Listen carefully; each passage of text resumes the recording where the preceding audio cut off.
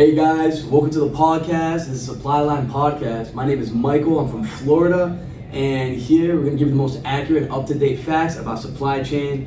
Now, gentlemen, hope you're doing fantastic today. Thank you all for coming to the show. Would you all like to introduce yourselves? Hey guys, I'm Gavin. What's up? I'm Elliot. Hey everybody, I'm Brady. I'm Peyton. Hey, I'm Ben. Michael, I just want to say thank you for inviting us onto the show today, and it's great to be here. Of course. Again, thank you all for being here, guys. Can't wait to learn about what y'all do. Now, Ben, you're a supply chain analyst from New York City. I know you go all over the world discussing the process of supply chain. To help introduce the topic, what we're going to talk about today, would you like to give us some background on what supply chain is? Of course. Well, the supply chain is just a network of individuals, business, and countries selling products and trading them internationally. But there's also a lot that goes into maintaining an efficient supply chain. And then when the supply chain is disrupted, it can be harmful just generally for the international economy and overall what is best for the people. Sometimes when the supply chain is disrupted, it can increase the gas prices. So, yeah. Thanks, Ben. This impact definitely becomes more clear when you look at real-world jobs. Now, Gavin, correct me if I'm wrong, but you are a construction manager and have seen how supply chain works and disruption affects his work directly, right? Hey guys, yes, Michael. I see how supply chain disruptions affect work. Like Michael, I'm a construction manager. Lately, I've been focusing on supply chain disruptions that have been driving up gas prices, delaying projects, and forcing me to rethink how I plan to do the job. Damn, bro. Gas prices, man, that's crazy. These prices are really getting annoying. It's getting really tough out there. Now, could you explain a little bit more about how rising gas prices affect your work? Yeah, so the war in the Middle East is severely affecting gas prices. That's a huge problem for me because I use gas-powered machines to work every day. Mm-hmm. With gas prices so high, I need to take that in consideration when I'm planning my projects. Usually that isn't a problem, but now I'm having to bill my customers more money, and they're not happy about that. Mm-hmm. Thank you, Gavin. Now I want to tie in my two friends. Although they are set in separate industries, both have great insights about the current disruption going on with the supply chain management. Yeah, so I can give a little insight on that. So I've actually been seeing that from a more of a business side as well.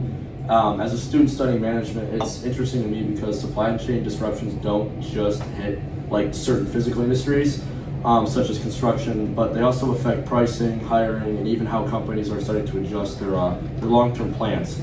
So when gas prices spike, everything becomes more expensive to move, which eventually leads to consequences getting passed down to consumers. How's it going, everyone? First, I also wanted to thank Michael for inviting me on the show today. My name is Elliot, and I'm a packaging engineer who's seen a large impact of supply chain disruption in the packaging industry. I think that it makes sense, but what's actually causing those spikes? Like, is it just the war itself, or is it more how countries react to it? What do you think, Pete?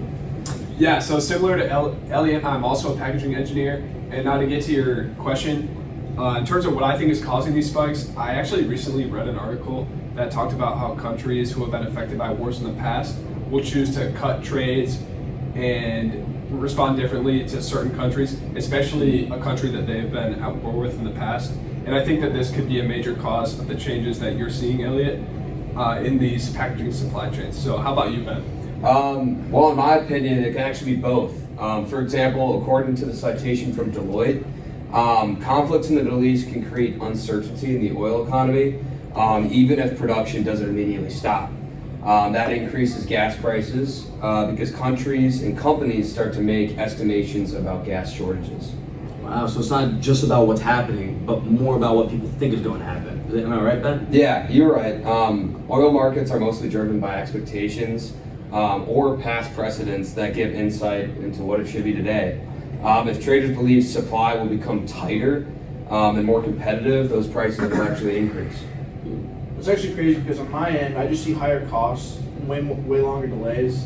I never think about what actual global expectations are. I just have to deal with the higher prices. Yeah, that's kind of the point though. Like these conflicts that are seemingly really far away, they can still have major impacts on us, and they can cause issues in the supply chain all the way down. Even something overseas like that can end up affecting local projects here. But this hasn't always been the case, right? Haven't wars kind of always messed with our supply chains? Yeah, but I think what is different though now is about how connected everything is. In the past, we didn't have all the modern technology that allowed international societies to be so tightly connected. Right, and actually there's a lot of research on that too. So, like for example, a study from the Journal of International Economics that I was reading earlier today, it was talking about something called like inherited imprinting. So, which is where even past wars can influence current trade decisions. So in reality, it's not just about current conflicts, but also past history shaping modern day supply chains. Wait, hold up a second. So you're saying that decisions that were made decades ago are still influencing us today? Yeah, pretty much that exact thing, yep. So this study found that companies are less likely to work with certain countries that, like, there are historical conflicts tied to, like, leadership backgrounds, for example. So supply chains aren't just economic, there's also psychological aspects to it as well. Yeah, and supply chains aren't just about like shipping routes anymore. It can be driven by foreign policy, politics, and war. Wow, man, that's actually way more complicated than I thought. In the past, I always just kind of assumed that supply chain issues were purely based on supply and demand, not so much politics and history. Same here. Like when gas prices go up, I as well as many other people, as well as you guys, just blame it on the economy without actually knowing the reason behind it. Exactly. I mean, when gas prices go up, for me, I just have to adjust to it, cough up the extra money to pay for the gas. But that's what makes it interesting in my opinion. Like this conflict can also impact things like agricultural products and shipping routes, and even things like labor markets in certain regions. Yeah, and this isn't just about oil either. Like Brady mentioned, it affects things like agricultural products, something you wouldn't think has any correlation originally. Correct. And one example of this is how countries can take this disruption and ask themselves, how can we find other suppliers? And then when one huge source of oil gets involved with a conflict, countries and companies look to find other alternatives. And when this happens, it can trigger disruptions within itself, which harms the economy. Oh, so it's kind of like a domino effect. Exactly. One disruption leads to another and creates a feedback loop that reinforces itself. That actually makes a lot of sense. But I guess the next question is, are companies doing anything to fix this, or are they just reacting to it? I feel like it's more of a mix between both of those. So a lot of companies are starting to adjust their supply chain so they aren't just relying on one country as a supplier anymore. Instead of going for the cheapest option, they're just trying to find more reliable options. Yeah, I've seen that too. In packaging, companies are trying to source materials from multiple regions instead of putting all their eggs in one basket and being dependent on one supplier. And this would make everything more expensive. What do you think, Ben? It does. Companies have to choose between efficiency and security. And then like pre-conflict, companies were focused as just paying like as little as possible and just kind of scraping by. Now the goal is to just minimize risk. That explains a lot, actually, because from my side of things, everything just keeps getting more expensive. It's not just gas, it's materials, labor, everything. So basically companies are paying more just to avoid bigger problems? Exactly. Think of it like you're paying for insurance. You spend more up front so you don't have to completely fall apart when something goes wrong. But what about the government though? Are they doing anything to help stabilize all this? Yeah, governments play a huge role actually. Like for example, countries like the US can release oil from their strategic reserves to temporarily lower gas prices, but maintaining this is extremely difficult. But that's only a short-term fix, right? Yes, it helps stabilize prices for a little while, but it doesn't solve the root problem of global uncertainty.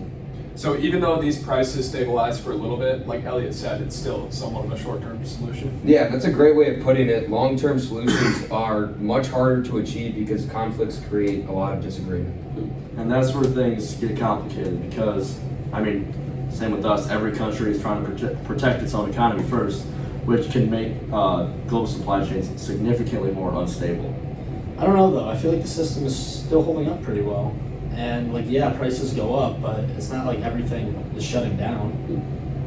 I get what you're trying to say, but from my perspective, it definitely feels like things are getting harder to manage. I think both of you guys are right in certain aspects. Like the system is strong enough to keep running, but that does not mean that it's not under significant stress right now. That's probably the best way to describe it. It's not breaking, but it's definitely being pushed. So let's say we're looking ahead. Do you guys think that this is going to keep happening, or do you think the supply chains will go back to normal eventually? I don't think it goes back to exactly how it was before. Supply chains are being changed as we speak, but they will be similar to how they originally were in the long run. Yeah, I agree. I think companies are going to keep prioritizing stability over cost. Which probably means higher prices aren't going away anytime soon, unfortunately. And I think people are starting to realize how connected everything really is. Something happening across the world can directly impact our everyday lives without us ever even realizing it. Yeah, it's basically like the biggest takeaway for me, at least. These global conflicts aren't just distant events that directly affect how we work, live, spend money, as well as countless other things. Now, guys, with all that said, this is where we're gonna wrap it up for the day on today's episode. Thank you all for being my guests here today with me. Thank you. And for sharing your perspectives and your opinions. Honestly, what y'all said, I think we're all really gonna take away with it. It was really lovely.